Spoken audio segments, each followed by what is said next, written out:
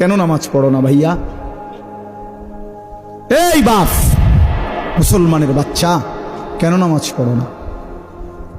ছেলেরা আমার, কেন নামাজ পড়ো না? কেন নামাজ পড়ো না? মালিক আর কেমনে বললে নামাজ পড়তে?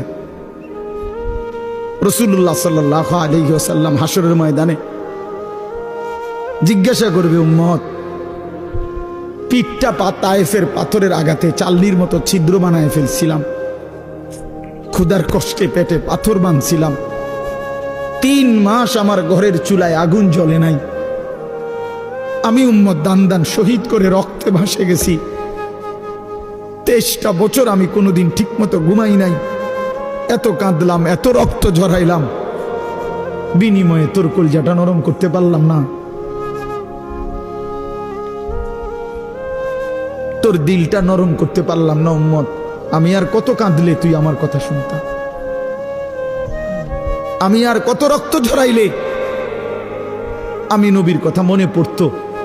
বলে কি বলবেন ভাই? বলে